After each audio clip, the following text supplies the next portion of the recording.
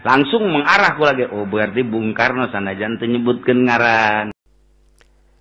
Assalamualaikum warahmatullahi wabarakatuh. Mohon izin state pemilik akun, dan alhamdulillah pemilik akun membuka fitur state. Itu secara hukum berarti boleh kita menanggapi. Di bagian video al-maghfurlah, Allah maghfirlahu warhamhu wa'afihi wa'fu anhu ya. Di bagian itulah yang ingin saya tanggapi. Videonya panjang, sudah saya tonton selesai dan bahkan sudah saya download. Barangkali akan ada yang minta pertanggungjawaban atas video ini. Jadi video itunya sudah saya download. Yang ingin saya tanggapi di sini, Buya Uci menceritakan kejadian di tahun 71 ada sosok yang datang ke rumahnya Buya Uci. Berarti waktu itu Buya Uci masih muda ya. Jadi memperlihatkan saja pertemuan satu sosok yang datang ini dengan yang disebutkan namanya di situ Ahmad Khairuddin. Beliau juga mengatakan ya saya melihat aja. Nah di situ beliau menceritakan tentang sebuah pertanyaan dan percakapan. Ini siapa yang datang ini? Lalu orang yang datang ini menjawab, saya orang yang memproklamirkan kemerdekaan. Terus ngobrol dan memperlihatkan beberapa benda seperti cincin bendera. Sudah panjang lebar ngobrol Buya Uci di video yang saya state. Kata Buya Uci seperti tadi. Oh berarti Soekarno walau dia tidak ngomong. Nah, yang saya tanggapi begitu. Berarti bahwa kesimpulan Soekarno datang itu kesimpulannya Buya Uci.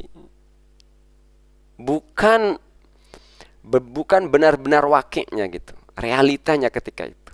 Karena persoalannya begini ya. Orang yang terobsesi bahwa dirinya Soekarno itu banyak. Nah bisa jadi kan orang yang datang kepada tempatnya Buya Uci, ketika Buya Uci kepada ini kan bisa jadi orang yang terobsesi bahwa dirinya Soekarno. Itu banyak. Saya pernah nemuin orang, inisial saja saya sebut M. Iskan. Dulu tempatnya di daerah perbatasan Mawuk-Ronjo. Perbatasan daerah Mawuk-Ronjo tempatnya. Sekarang nggak tahu, soalnya orang begitu pindah-pindah. Jadi dia menyampaikan bahwa dia itu Soekarno gitu loh. Sebenarnya Soekarno itu tidak mengalami kematian, cuma yang mati itu cuma jasad lain gitu loh. Ada lagi orang yang menganggap bahwa titisan Soekarno. Nah kan bisa jadi orang yang datang kepada Buya Uci itu bukan Buya Uci, siapa yang disebutkan Ahmad Khairuddin itu nama siapa saya nggak tahu. Bisa jadi kan orang seperti itu. Tapi Abah Uci dengan gampangnya, oh berarti Soekarno. Ini kan luar biasa. Maka saya teringat sebuah pepatah. Sebuah pepatah di dunia persilatan ya, ada sebuah pepatah begini. Guru kencing berdiri, murid kelon berdiri gitu. Nah bayangkan, orang itu cuma ngomong saya yang memproklamirkan. Ya memang seperti itu kira-kira. Tapi dikasih legitimasi oleh Abah Uci. Kan kemungkinan orang itu bohong kan besar. Tapi Abah Uci mempatenkan bahwa itu, oh berarti Soekarno. Sehingga wajar kalau masyarakat kita ini semakin banyak yang percaya Soekarno itu wali. Padahal makan akidahnya aja, ya cek sajalah dari sejarah. Masya Allah ini. Jadi wajar kalau sampai Buya Uci cerita Soekarno berubah jadi macan itu. Bahkan ya ada orang yang datang gitu loh. Sekarang begini, karena kita punya ayat Rabbana amatana sanataini wa ahyaitana sanataini. Sengaja saya nggak ngomong karomah biar pendukungnya Buci, muridnya, muhibinnya berdalil bahwa itu karomah. Disitulah nanti hujah saya akan lebih kuat. Sekarang kita bahas saja santai aja. Satu dulu. Rabbana amatana sanataini wa ahyaitana sanataini. Silakan kalau Abang toh ngomong ini karomah-karomah. Biar pukulan saya makin telak argumen saya. Di dalam Al-Quran itu dijelaskan kawan-kawan hidup 2 kali, mati 2 kali. Lah kalau seperti itu Soekarno meninggal, muncul lagi, ya berarti 2 kali. Diperkuat oleh hadis Nabi Muhammad SAW, "Idza mata ibnu Adam qata'a amaluhu illa min salasin." Ini bukan pemahaman Wahabiyah yang untuk menolak dalil. Amal, idza mata, apabila seseorang itu mati, amalnya terputus, nggak bisa ngamal apa-apa. kecuali dalam konteks terbatas ya, nanti kita jelasin juga. Nah, kalau dia nongol ke alam manusia, masih berinteraksi, ngobrol, bahkan menitipkan benda, memperlihatkan benda, berarti kan namanya tidak ingkito. Gitu loh. Ini kan aneh. Ya kalau tahlilan mah amalnya orang hidup, bukan amalnya orang meninggal, diberikan kepada orang hidup. Wahabi gagal pahamnya di situ. Saya ingin memastikan bahwa saya bukan Wahabi ya. Nah, ini menarik. Ada ayat Al-Quran yang menjelaskan mati 2 kali, hidup 2 kali. Kalau begini kan berarti hidup 3 kali ini.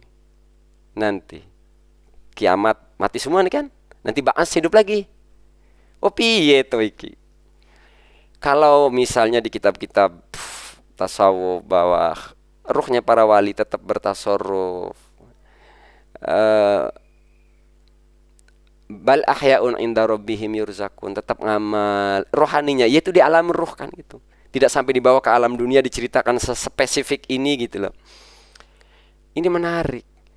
Saya tidak heran sebenarnya orang bercerita Soekarno hidup, masih hidup, datang, tidak. Tapi tidak heran ini kalau yang menceritakan dukun. Ini menjadi kaget ketika yang menceritakan Abuji. Ini cerita lama sebenarnya. Kita yang pernah bergelut di dunia haluism, dukunism ini memang enggak kaget gitu. Ada orang yang mirip dengan wajahnya Soekarno. Saya tadi sebut inisialnya itu M. Iskan. Tempatnya dulu di perbatasan Mauk dan Kronjo. Ada lagi yang terobsesi bahwa dirinya Soekarno. Jadi kan bisa jadi orang ini ya adalah orang yang terobsesi bahwa dirinya Bung Karno. Bisa jadi kemungkinan bohong kan orang yang datang. Kemungkinan bohongnya kan besar. Maksudnya begini. Final, Soekarno sudah meninggal. Nah, lalu bagaimana dengan orang yang datang ini? Ya bisa jadi kan pembohong, pembual. Gitu loh. Banyak orang yang terobsesi bahwa dirinya titisan Soekarno itu. Ini luar biasa. Ngawurnya gitu loh. Kalau diceritakan kiai, kalau diceritakan dukun, ya wis lah wong dukun gitu loh. Bahkan yang sangat menarik di bagian ini, orang itu tidak menyebut dirinya Soekarno. Yang melegitimasi itu Soekarno justru Aba Uci. Inna lillahi wa inna ilaihi raji'un. Astagfirullahaladzim. Piye to iki? Kalau tokoh agama sepuh seperti ini, bagaimana dengan generasi penerus? Akan semakin halu, dan kelak kemunculan Dajjal akan mudah dipercaya. Karena kehaluan sekarang sudah difasilitasi oleh orang-orang yang memiliki legitimasi. Kehaluan sekarang sudah difasilitasi oleh orang-orang yang punya posisi. Mohon ampun kepada Allah Subhanahu wa taala dan mohon maaf kepada pihak-pihak yang tersinggung. Hadanallahu wa iyyakum ajma'in wal afu minkum. Wassalamualaikum warahmatullahi wabarakatuh.